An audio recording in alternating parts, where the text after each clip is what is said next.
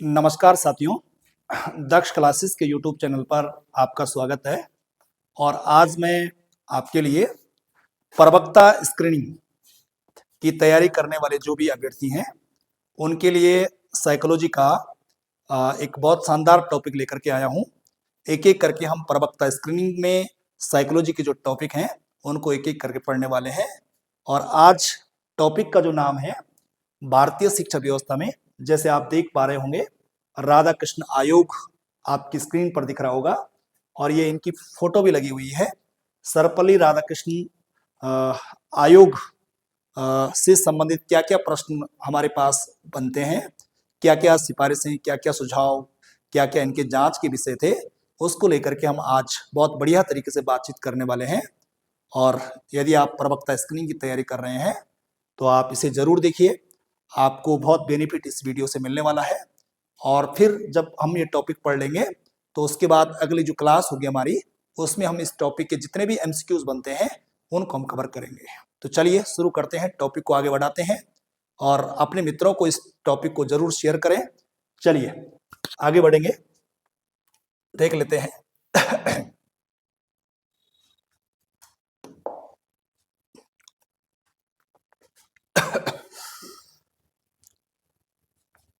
देखिए, राधा कृष्ण आयोग आज हम पढ़ने वाले हैं।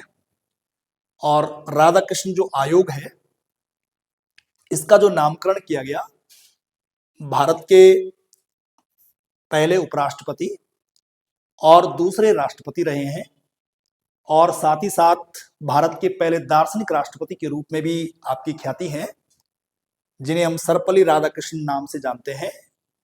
और सर्वपल्ली राधाकृष्णन का जन्म 5 सितंबर 1888 को तमिलनाडु राज्य में हुआ था।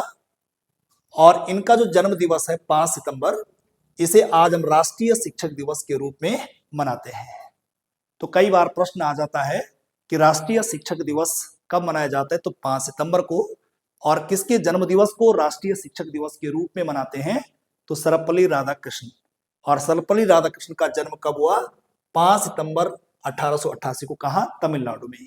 तो राष्ट्रीय शिक्षक दिवस, पहला क्वेश्चन, 5 सितंबर को। और विश्व शिक्षक दिवस 5 अक्टूबर को मनाया जाता है। राष्ट्रीय शिक्षक दिवस 5 सितंबर को और विश्व शिक्षक दिवस 5 अक्टूबर को मनाया जाता है। ये 2 पॉइंट आप याद करना है। और सर्वपल्ली जो राधाकृष्ण हैं ये भारत के पहले उपराष्ट्रपति हैं, दूसरे राष्ट्रपति हैं और पहले दार्शनिक राष्ट्रपति भी रहे हैं। ठीक है। और उन्हीं की अध्यक्षता में यह आयोग बना है उच्च शिक्षा पर सुझाव देने के लिए। इसीलिए उनके नाम पर इस आयोग का नाम क्या पड़ा, राधाकृष्णन आयोग। तो जान लेते हैं कि इस राधाकृष्ण आयोग का राधाकृष्ण आयोग से जुड़े हुए क्या प्रश्न बनते हैं, सामान्य परिचय, उद्देश्य को लेकर के, जांच के विषय को लेकर के और शिक्षण के स्तर को लेकर के क्या क्या सुझाव, जो तमाम सुझाव इन आयोग द्वारा दिए गए उस पर हम एक एक करके बातचीत कर लेते हैं।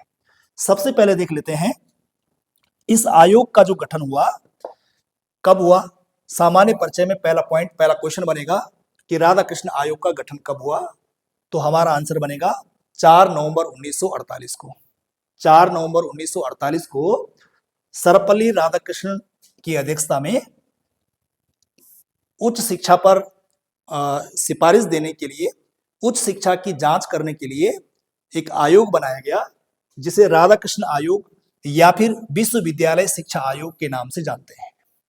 विश्वविद्यालय शिक्षा आयोग का गठन कब हुआ, 4 नवंबर 1948 को। राधाकृष्ण आयोग का गठन कब हुआ, 4 नवंबर 1948 को। किसकी अध्यक्षता में गठित हुआ, सर्वपल्ली राधाकृष्णन की अध्यक्षता में। और सर्वपल्ली राधाकृष्णन भारत के पहले ऐसे व्यक्ति भी हैं जिन्हें 1954 में भारत रत्न, भारत का सर्वोच्च सम्मान से नवाजा गया था। ठीक है।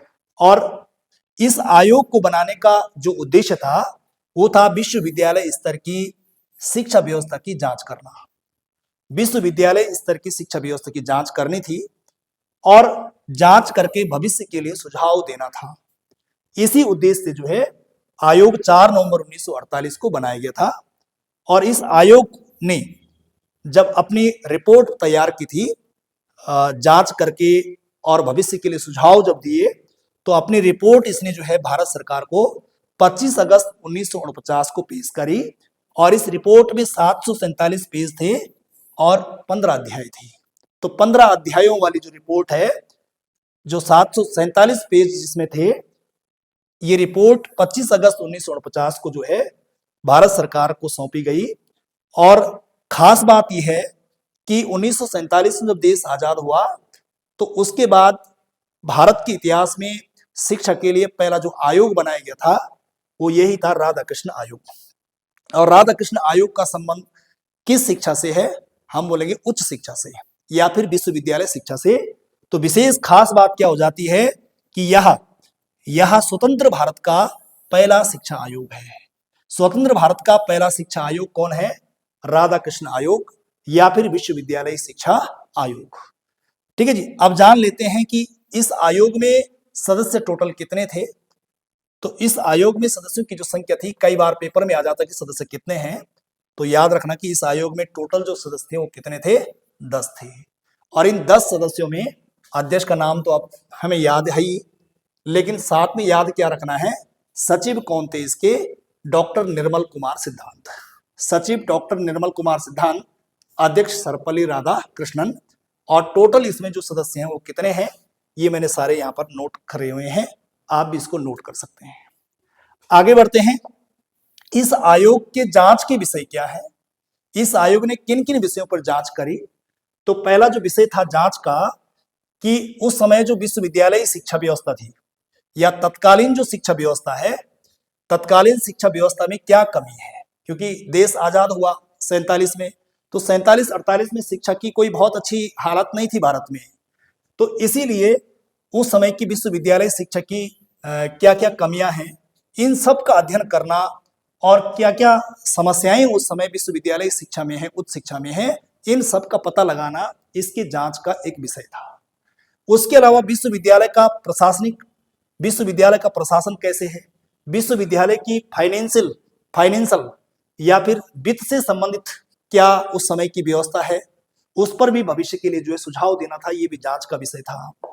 और आगे हम बढ़ते हैं कि उच्च शिक्षा के लक्ष्यों का निर्धारण करने के लिए भी उच्च शिक्षा का जो लक्ष्य है वो कैसा निर्धारित किया जाए, या उस समय उस उच्च शिक्षा का लक्ष्य क्या है, भविष्य में क्या होना चाहिए, इस पर भी इसने जो है जांच करी।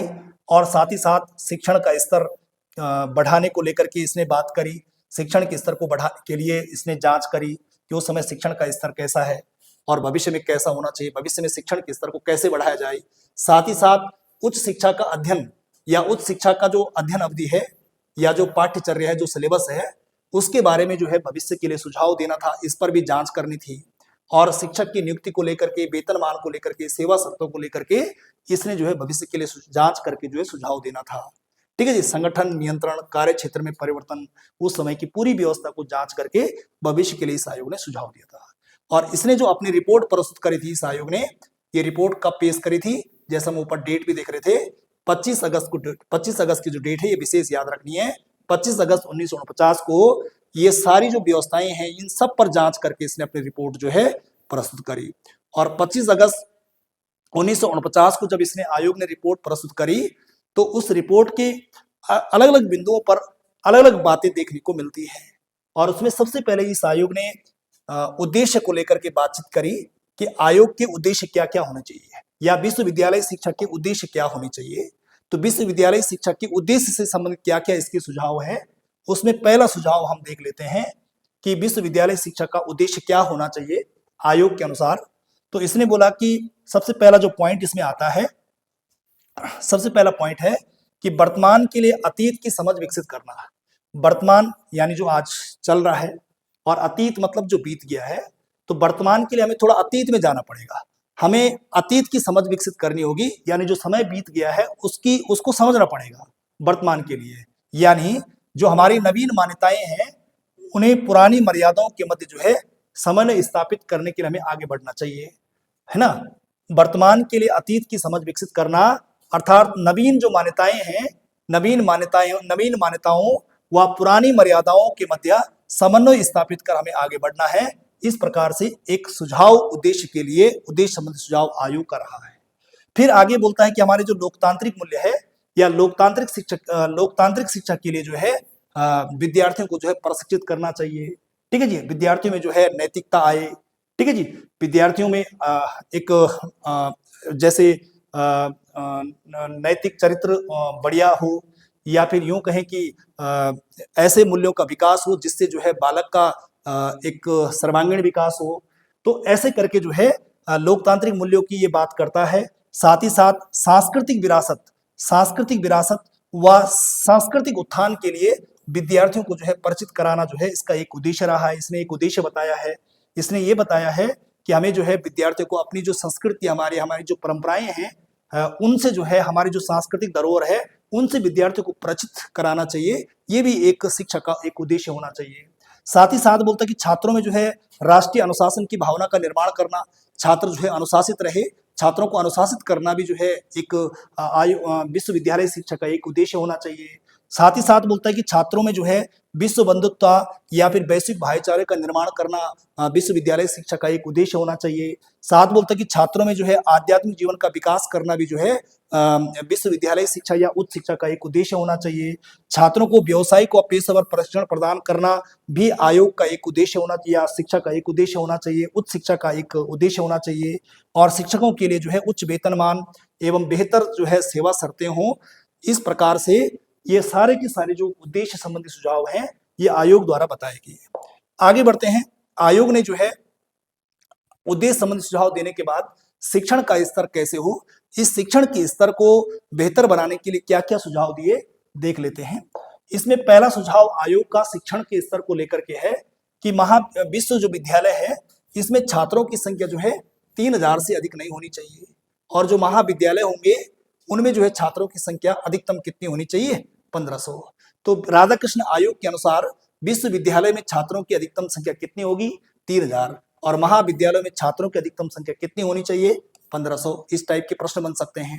साथ ही साथ शिक्षण के स्तर में सुधार लाने के लिए या फिर परीक्षाओं के स्तर को उठाने के लिए आयोग ने क्या करा कि जो प्रथम श्रेणी होती है या जो द्वितीय श्रेणी है या जो तृतीय श्रेणी है, आयोग ने सुझाव दिया था कि पहली श्रेणी के लिए जो है 70% अंक निर्धारित किया जाए, दूसरी श्रेणी जो है 55% की हो, और तीसरी श्रेणी के लिए जो है न्यूनतम जो अंक है वो 40% मानक बनाया जाना चाहिए।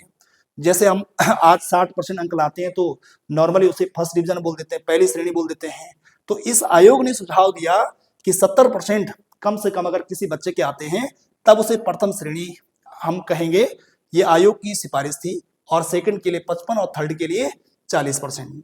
फिर आगे बोलता है कि विश्वविद्यालय में कार्य दिवसों की जो संख्या है वो एक साल में कम से कम जो है 180 दिन होनी चाहिए, और इसमें परीक्षा के दिन को जो है नहीं जोड़ेंगे। परीक्षा के दिनों को छोड़ करके एक साल में कार्य दिवसों की संख्या कितनी होनी चाहिए, 180 होनी चाहिए।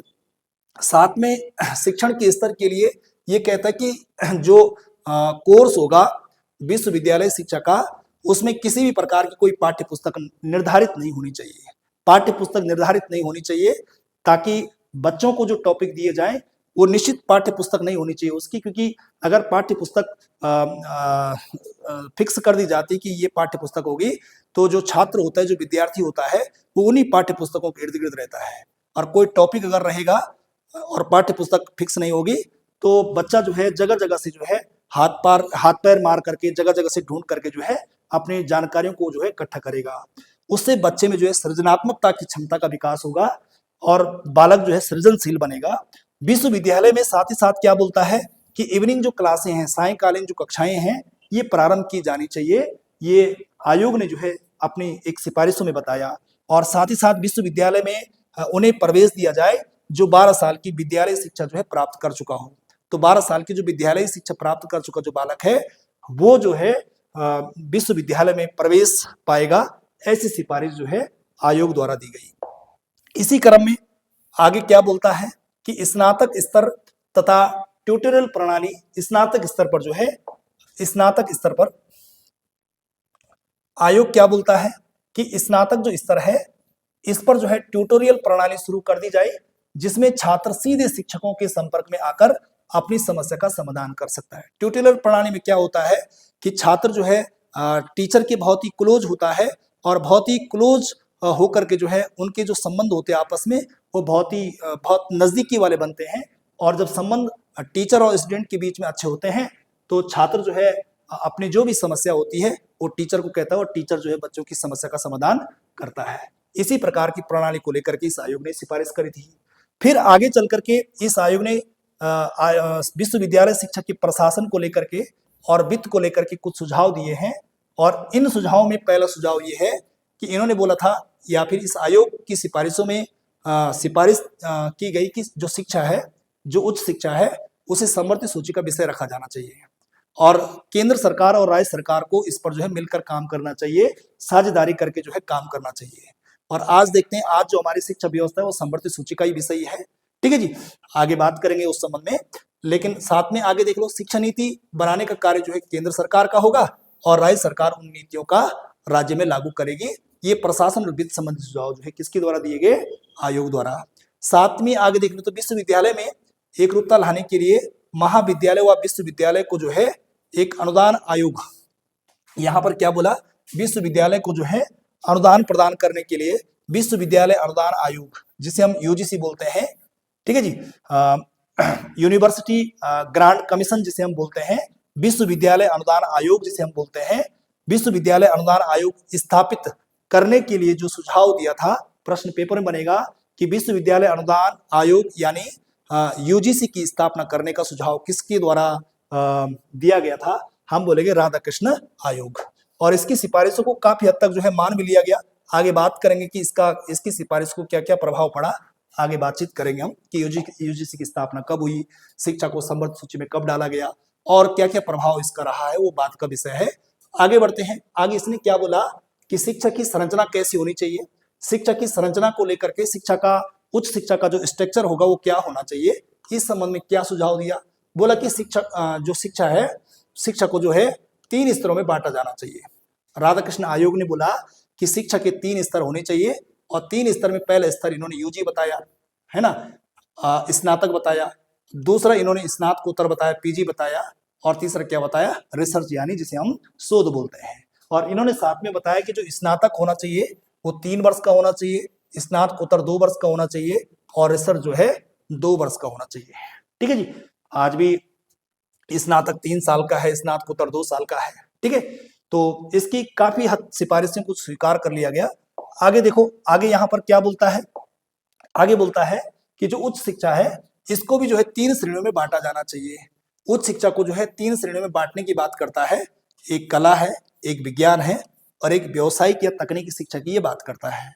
तो कई बार प्रश्न बनेगा कि राधाकृष्ण आयोग ने उच्च शिक्षा को कितनी श्रेणियों में बांटने की सिफारिश करी थी, तब आंसर आएगा 3 श्रेणियों में बांटने की सिफारिश करी। और फिर बोलेगा उच्च शिक्षा को कितने स्तरों में बांटने की इसने बात करी, यानी शिक्षा को बोलो या उच्च शिक्षा को बोलो कि इसने जो है कितने स्तरों में बांटने की सिफारिश करी, तो यहाँ भी जो है 3 स्तर है। यहाँ 3 स्तर कौन कौन से, 3 स्तर कौन कौन से, स्नातक, स्नातकोत्तर और शोध, और यहाँ कला, विज्ञान और व्यावसायिक या तकनीकी शिक्षा जिसे हम बोलते हैं। साथ में आगे क्या बोलता है कि जो व्यावसायिक और पेशेवर शिक्षा है उसको आयोग ने जो है 6 भागों में बांटने की सिफारिश भी की। और 6 जो भाग है वो कौन कौन से हैं, एक इसने कृषि शिक्षा पर बल दिया, एक कृषि शिक्षा होनी चाहिए, एक शिक्षक शिक्षा की बात करी इसने, एक वाणिज्य शिक्षा की बात करी, एक इंजीनियरिंग और तकनीकी शिक्षा की, और फिर कानूनी शिक्षा की, और फिर चिकित्सा शिक्षा की। तो आयोग ने बताया कि भाई उच्च शिक्षा की 3 श्रेणी होनी चाहिए और तीसरी जो श्रेणी है व्यावसायिक या तकनीकी शिक्षा, या फिर यूं कहें कि व्यावसायिक और पेशेवर जो शिक्षा है, इसको भी इस आयोग ने कितने श्रेणी में बांटने की सिफारिश करी, 6 श्रेणी। और 6 श्रेणी कौन कौन सी है ये आपके सामने है। आगे बढ़ते हैं। आयोग की अगली जो सिफारिश है ये शिक्षण संकाय से जुड़ी हुई है। ठीक है जी, शिक्षण संकाय संबंधी सिफारिश, शिक्षण संकाय संबंधी सिफारिश। अगर आप नोट्स बना रहे हैं तो आप यहां पर इस प्रकार से लिख देना, शिक्षण संकाय संबंधी सिफारिश। और आयोग ने शिक्षण संकाय को लेकर के क्या सिफारिश दी, बोला कि शिक्षकों की जो है 4 श्रेणी होनी चाहिए की, और 4 श्रेणी में एक होगा प्रोफेसर, दूसरा होगा पाठक, तीसरा होगा व्याख्याता और चौथा होगा प्रशिक्षक। चौथा क्या होगा, प्रशिक्षक। और साथ में क्या बोलता है कि योग्यता के आधार पर एक श्रेणी से दूसरी श्रेणी में इनका परिवर्तन करना चाहिए। तो योग्यता के आधार पर एक श्रेणी से दूसरी श्रेणी में इनका परिवर्तन करना चाहिए। और शिक्षकों की कितनी श्रेणी होनी चाहिए? 4 श्रेणी, और 4 श्रेणी प्रोफेसर, पाठक, व्याख्याता और प्रशिक्षक। साथ में क्या बोलता है कि शिक्षकों के लिए उच्च वेतनमान और बेहतर सेवा शर्तें होनी चाहिए। सप्ताह में जो है 18 घंटे से अधिक शिक्षण कार्य नहीं होना चाहिए। अध्ययन अवकाश एक बार में 1 वर्ष तथा संपूर्ण सेवा काल में 3 वर्ष का अवकाश मिलना चाहिए। यानी जैसे विश्वविद्यालय में या उच्च शिक्षा में जो टीचर हुए उन्हें जो है अध्ययन करने के लिए 1 वर्ष, एक बार में जो है एक अध्ययन करने के लिए एक बार में 1 वर्ष की जो है छुट्टी मिलनी चाहिए, अवकाश मिलना चाहिए। और पूरी जो उनकी सर्विस रहेगी, पूरा जो उनका सेवा काल रहेगा, उस पूरे सेवा काल में 3 वर्ष का अध्ययन करने के लिए जो है टीचरों को जो है अवकाश मिलना चाहिए। ठीक है जी, अधिकतम 3 साल का अवकाश पूरे सेवा में, पूरी सर्विस में, और एक बार में जो है 1 साल का जो है अवकाश पढ़ने के लिए दिया जाना चाहिए। ऐसे आयोग ने सिफारिश करी थी। साथ में क्या बोला कि जो विश्वविद्यालय में जो शिक्षक रहेंगे उनकी सेवानिवृत्ति जो 60 वर्ष है, वो 60 वर्ष से कितनी कर देनी चाहिए? 64 वर्ष। तो ये भी जो है आयोग ने सिफारिश दी है। कई बार प्रश्न बनेगा कि सेवा उच्च शिक्षा में या विश्वविद्यालय शिक्षा में किस आयोग द्वारा जो है सेवानिवृत्ति की आयु 60 से बढ़ाकर 64 वर्ष करने की सिफारिश दी? हम बोलेंगे राधाकृष्ण आयोग। ठीक है जी, तो आगे बढ़ते हैं, यहां से और आगे चलते हैं। अब है शिक्षा का माध्यम संबंधी सुझाव। आयोग ने शिक्षा के माध्यम को लेकर के क्या बात कही, इसको भी देख लेते हैं। ठीक है जी, आयोग ने क्या कहा कि उच्च शिक्षा का जो माध्यम है वो अंग्रेजी के बजाय प्रादेशिक भाषाएं होनी चाहिए। उच्च शिक्षा का माध्यम अंग्रेजी के बजाय क्या होनी चाहिए? प्रादेशिक भाषा होनी चाहिए। पर संघीय भाषा कौन सी है? हिंदी। पर संघीय भाषा को शिक्षा का माध्यम बनाने की क्षमता होनी चाहिए। ये बोलते हैं कि उच्च शिक्षा का माध्यम अंग्रेजी के स्थान पर प्रादेशिक भाषा होनी चाहिए, क्षेत्रीय भाषा होनी चाहिए, लेकिन संघीय भाषा यानी हिंदी को भी शिक्षा का माध्यम बनाने की क्षमता होनी चाहिए। साथ में क्या बोलता है कि विद्यार्थियों को नवीन ज्ञान के संपर्क में रखने के लिए जितने भी हाई स्कूल हैं, जैसे कॉलेज हैं या फिर जो विश्वविद्यालय हैं, यहाँ पर अंग्रेजी की शिक्षा को बनाए रखना चाहिए। यानी ये बोलते हैं कि अंग्रेजी की शिक्षा भी होनी चाहिए कि ठीक है जी, क्षेत्रीय भाषाओं की भी बात भी करता है और अंग्रेजी शिक्षक की भी बात करता है। साथ में क्या बोलता है कि स्नातक जो स्तर है, यहाँ पर अंग्रेजी और हिंदी की शिक्षा क्या होनी चाहिए? अनिवार्य होनी चाहिए। तो स्नातक स्तर पर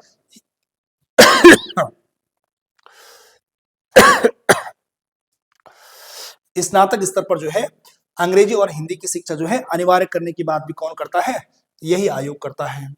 साथ में आगे बोलता है कि जो संघीय भाषा है उसके लिए देवनागरी लिपि का प्रयोग किया जाना चाहिए कि यानी जो संघीय भाषा है यानी जो हिंदी है उसके लिए देवनागरी लिपि का प्रयोग होना चाहिए कि ऐसी सिफारिश भी आयोग करता है। तो आयोग ने किस लिपि की सिफारिश करी? तो हमारा आंसर क्या बनेगा? देवनागरी लिपि। साथ में क्या बोलता है कि संघीय और प्रादेशिक भाषाओं का विकास करने के लिए आयोग को शीघ्र से शीघ्र जो है ठोस कदम उठाने चाहिए। और आगे बोलता है उच्चतर माध्यमिक एवं विश्वविद्यालय स्तर पर छात्रों को 3 भाषाओं की शिक्षा दी जानी चाहिए। तो ये बोलता है कि उच्चतर माध्यमिक मतलब जैसे हम 11वीं 12वीं बोलते हैं, उच्चतर माध्यमिक 11वीं 12वीं क्लास में क्या है, और साथ ही साथ विश्वविद्यालय स्तर पर छात्रों को जो 3 भाषाओं की शिक्षा दी जानी चाहिए। 3 भाषा कौन कौन सी है? एक मातृभाषा की बात करता है, एक हिंदी यानी संघीय भाषा की बात करता है, और तीसरी कौन सी है? अंग्रेजी। तो ये अंग्रेजी की बात भी करता है, हिंदी की बात भी करता है, और जो मातृभाषा या प्रादेशिक जो भाषाएं हैं, क्षेत्रीय जो भाषाएं हैं, उनकी बात भी करता है। ठीक है जी, इसी क्रम में और आगे बढ़ते हैं हम। धार्मिक शिक्षा की भी बात करता है ये। ठीक है जी, धार्मिक शिक्षा संबंधी सुझाव भी इस आयोग द्वारा दिए गए। और धार्मिक शिक्षा संबंधी जो सुझाव इसने दिए हैं, इसने कहा, इस आयोग ने कहा कि समस्त शिक्षण संस्थाओं में प्रत्येक दिन शिक्षण कार्य प्रारंभ होने से पूर्व सभी शिक्षक और विद्यार्थियों को कुछ मिनट के लिए मौन चिंतन यानी साइलेंट मेडिटेशन जिसे हम बोलते हैं, मौन चिंतन के बाद जो है दैनिक कार्य प्रारंभ करना चाहिए। ये बोलता है कि भाई विश्वविद्यालय में जो है प्रत्येक दिन सभी शिक्षकों को या फिर यूं कहें कि सभी विद्यार्थियों को जो है मौन चिंतन से स्टार्टिंग करनी चाहिए। हमारा जो दैनिक कार्य शुरू हो वो कहाँ से हो? साइलेंट मेडिटेशन से हो, यानी मौन चिंतन से हो। ठीक है जी, आगे बढ़ते हैं। ये बोलता है कि प्राथमिक यानी प्राइमरी, माध्यमिक यानी सेकेंडरी जिसे हम बोल रहे हैं, और स्नातक यानी यूजी स्तर पर धार्मिक शिक्षा की व्यवस्था की जाए।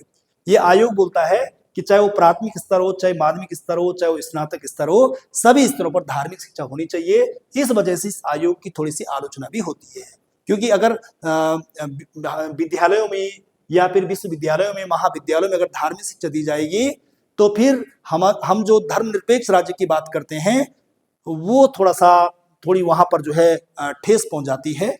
तो इसलिए जो है इस आयोग की आलोचना भी हुई, क्योंकि धर्मनिरपेक्ष राष्ट्र जब हम बोलते हैं तो वहां ये वाली जो बात है ये थोड़ी सी अलग हो जाती है। तो इसलिए इस आयोग की थोड़ी आलोचना भी हुई। तो धार्मिक शिक्षा पर इसने बोला, और धार्मिक शिक्षा जो है तीनों स्तरों पर लागू करने की इसने बात की। साथ में इसने क्या बोला कि स्नातक प्रथम वर्ष में, स्नातक का जो प्रथम वर्ष होगा उसमें धार्मिक व्यक्तित्व सिलेबस में हो, और स्नातक का जो दूसरा साल होगा, दूसरा वर्ष होगा, उसमें धर्म के आधारभूत सिद्धांतों को सिलेबस में रखा जाए, और स्नातक का जो तीसरा साल होगा उसमें धर्म दर्शन की मुख्य समस्याओं का ज्ञान कराया जाना चाहिए।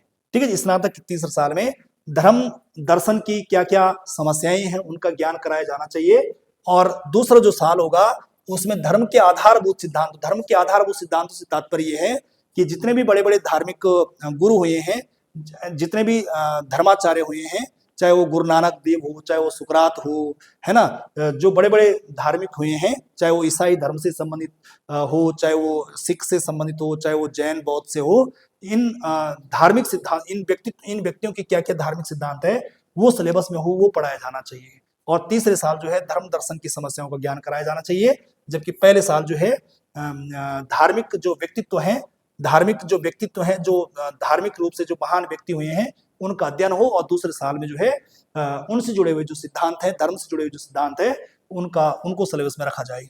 आगे बढ़ते हैं। कृषि शिक्षा के लिए भी इस आयोग ने जो है सिफारिश दी है, और कृषि शिक्षा को लेकर के क्या सिफारिश इस आयोग की रही है कि कृषि शिक्षा को जो है राष्ट्रीय विषय बनाया जाए।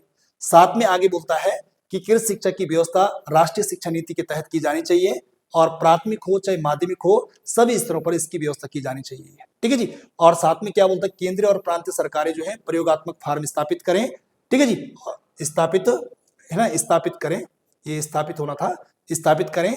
और कृषि में स्नातक सामान्य जो है 3 वर्ष का हो, लेकिन पशुपालन के साथ कितने वर्ष में करने की बात करता है, 4 वर्ष की। स्नातक जो है कृषि में जो है सामान्यतः 3 वर्ष का होना चाहिए, लेकिन अगर पशुपालन के साथ है तो फिर 4 वर्ष का होना चाहिए। ये कृषि संबंधी जो है कुछ प्रमुख खास सिफारिशें हैं। और इसके अलावा क्योंकि सिफारिशें इनकी बहुत सारी हैं, आप देख रहे हैं 15 अध्यायों में 747 इसमें पेज हैं, उनमें से कुछ निचोड़ जो हम निकाल रहे हैं, जो हमारे परीक्षाओं के मतलब क्यों हम ले रहे हैं।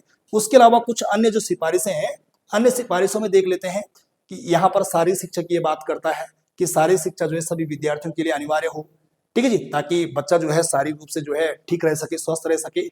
उसके अलावा निर्धन छात्रों के लिए छात्रवृत्ति की बात भी करता है ये आयोग, और साथ में चिकित्सा स्वास्थ्य सेवाओं को उपलब्ध कराने की बात करता है ना। छात्रावास की सुविधा भी हो विश्वविद्यालयों में, छात्रों का एक संगठन भी हो, है ना, छात्र संगठन में गठन होना चाहिए, लेकिन वो किसी दल से जुड़ा हुआ नहीं होना चाहिए, दलगत राजनीति से उसे दूर रखा जाना चाहिए। विश्वविद्यालयों में विद्यार्थी कल्याण और सलाहकार बोर्ड का गठन होना चाहिए, लेकिन ये जो विश्वविद्यालय में विद्यार्थी कल्याण सलाहकार बोर्ड बनेगा वो छात्र कल्याण के उद्देश्य से, छात्रों के हितों के उद्देश्य से होना चाहिए। ठीक है जी। आगे बोलता है खेल की अवसंरचनाओं पर ध्यान देने, यानी खेलकूद पर जो है ध्यान देने के लिए इस आयोग ने कहा। ठीक है, अपनी सिफारिशों में। और फिर आगे बोलता है कि सभी विश्वविद्यालय महाविद्यालयों में जो है एनसीसी आज हम देखते हैं तो ये एनसीसी जो है इसी की देन है कि सभी विश्वविद्यालयों या महाविद्यालयों में जो है एनसीसी यानी नेशनल कैडेट कोर की स्थापना हो। ग्रामीण क्षेत्रों में जो है ग्रामीण विश्वविद्यालय का गठन हो। ग्रामीण विश्वविद्यालय को गठन करने के लिए भी इस आयोग ने सिफारिश की। और साथ में क्या बोलता है, एक और प्रश्न यहाँ से बनता है कि ग्रामीण महाविद्यालयों में विद्यार्थियों की अधिकतम संख्या कितनी हो, 300, तथा विश्वविद्यालय में विद्यार्थियों की जो अधिकतम संख्या हो कितनी हो, 2500 हो। तो ग्रामीण महाविद्यालय में विद्यार्थियों की अधिकतम संख्या इसने कितनी होनी चाहिए आयोग के अनुसार, 300। और जबकि जो ग्रामीण विश्वविद्यालय हैं उसमें विद्यार्थियों की अधिकतम संख्या कितनी बताई, 2500 होनी चाहिए। किसके अनुसार, आयोग के अनुसार। इस टाइप के प्रश्न पेपरों में आ जाते हैं। अब देख लेते हैं कि राधाकृष्ण आयोग के प्रभाव क्या है। इन प्रभावों में प्रमुख जो प्रभाव रहे हैं वो देख लेते हैं। सबसे पहले देखो प्रभाव क्या रहा आयोग का। 1954 में एक ग्रामीण उच्च समिति का गठन किया गया। 1954 में 1954 में एक ग्रामीण उच्च शिक्षा समिति का गठन किया गया, जिसे ग्रामीण शिक्षा का जो है आयोजन करने की पूरी जिम्मेदारी दी गई। तो कई बार प्रश्न बनेगा कि ग्रामीण उच्च शिक्षा समिति का गठन कब किया गया, 1954 में। और जब ये 1954 में ये ग्रामीण उच्च शिक्षा समिति बन गई तो जितनी भी ग्रामीण शिक्षा है ये इस ग्रामीण शिक्षा का आयोजन कराने की पूरी पूरी जो जिम्मेदारी है ये इसके पास आ गई। ठीक है जी, ये इसका प्रभाव है। उसके अलावा यूजीसी को लेकर के हम बात कर रहे थे कि यूजीसी को स्थापित करने के लिए इस आयोग ने सिफारिश करी थी। तो कई बार आता है कि यूजीसी की स्थापना कब हुई, 28 दिसंबर 1953 को यूजीसी का गठन हुआ, लेकिन 1956 में यूजीसी को जो है वैधानिक और स्वायत्त दर्जा जो है दिया गया था। तो गठन 1953 में हो गया था, लेकिन जो एक स्वायत्तता प्रदान की गई, जो वैधानिक रूप से ये अस्तित्व में आया, ये कब आया, 1956 में। तो 1956 भी याद रखना है और 28 दिसंबर 1953 का भी है ना, जो डेट है ये भी याद रखनी है। साथ में क्या बोलता है एनसीसी के लिए, तो एनसीसी जो स्टार्ट हुई वो कब हुई, 1948 में। इसने बोला एनसीसी महाविद्यालयों की स्थापना होनी है। इस आयोग का ये प्रभाव रहा कि एनसीसी महाविद्यालयों की स्थापना हुई और कब हुई, 1948 में। तो एनसीसी की शुरुआत कब हुई, 1948 में। और एनएसएस की जो शुरुआत हुई वो कब हुई, 1969 में। तो कई बार आता है कि एनएसएस की शुरुआत कब हुई, 1969 में। एनसीसी की शुरुआत कब हुई, 1948 में। साथ ही साथ शिक्षकों के वेतनमान, सेवा शर्तों में भी वृद्धि की गई। कृषि, वाणिज्य, चिकित्सा, कानून के लिए भी पृथक महाविद्यालयों की स्थापना भी की गई। और इस प्रकार से ये पूरा जो हमने पूरा अभी जो पूरा देख लिया है, अगर आप इतना पढ़ लेते हैं राधाकृष्ण आयोग को लेकर के, तो इससे बाहर मुझे लगता नहीं कि कोई प्रश्न बनेगा। आप एक बार इसको फिर से दोबारा देख लीजिए, बहुत बढ़िया तरीके से मेंशन करके मैंने आपको दे दिया है। आप इसको शेयर करिए और रिवाइज करिए, और प्रवक्ता स्क्रीनिंग में अगर राधाकृष्ण आयोग से कोई प्रश्न बनता है तो इनमें से कोई ना कोई प्रश्न आ सकता है। ठीक है, आज के लिए इतना करते हैं। और अगर आप इसी प्रकार के और वीडियो चाहते हैं तो चैनल पे अगर नए हैं तो चैनल को सब्सक्राइब कर लें, और इस प्रकार की वीडियो अपने मित्रों को भी शेयर करिए। चलिए फिर जल्दी मुलाकात होगी अगले किसी और टॉपिक के साथ। धन्यवाद।